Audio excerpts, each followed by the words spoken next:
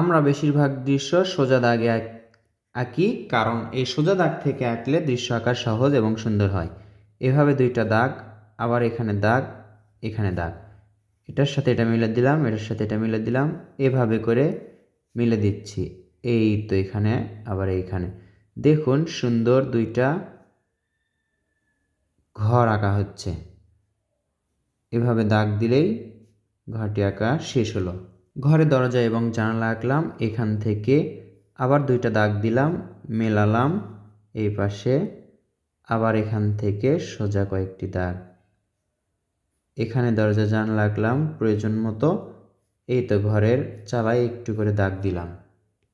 এবার এইখান থেকে এইভাবে একটি দাগ এবং এভাবে একটি দাগ, আবার দেখুন এখান থেকে এভাবে একটি দাগ, এভাবে একটি দাগ, রাস্তা আঁকা হলো।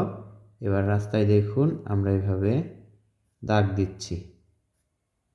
এগুলো হচ্ছে ঘিরা বা বলা যায় বেড়া।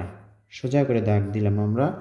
এখন দেখুন এই দাগ থেকে হালকা করে দাগ টানবো, সামনের দিকে যত আসবে তত গাঢ় বা দাগটি মোটা হবে। এক পাশে শুধু বেড়া দিলাম, এরপর দেখুন এখানে একটু ঘাস আঁকবো। কিভাবে ঘাস আঁকছি দেখুন, এভাবে পেন্সিল দিয়ে আমরা সোজা দাগ উপর দিকে শুরু করে দিচ্ছি। এই তো একই রকম করে নিচে ধরছি এবং উপর দিকে শুরু করে দিচ্ছি, ছেড়ে দিচ্ছি উপর দিকে। দেখুন তাহলে সুন্দর একটা ক্ষেত বা জমির মতো দেখা যাবে।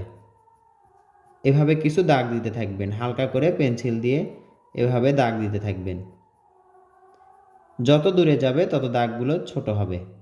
এই তো দারুণ লাগছে কিন্তু দেখতে। পেন্সিল দিয়ে এভাবে চ্যাপটা করে ধরে আরও একটু দাগ দিব। এবার এখান থেকে একটি গাছ আঁকা যায়।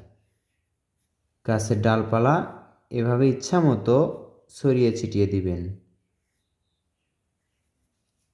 এরপর গাছে হালকা করে পাতা আঁকবেন। কীরকম করে, দূরের পাতা যেরকম দেখা যায় অস্পষ্ট, সেরকম করে পেন্সিল দিয়ে এভাবে ফোঁটা ফোঁটা দিয়ে দেখুন আমরা আঁকলাম।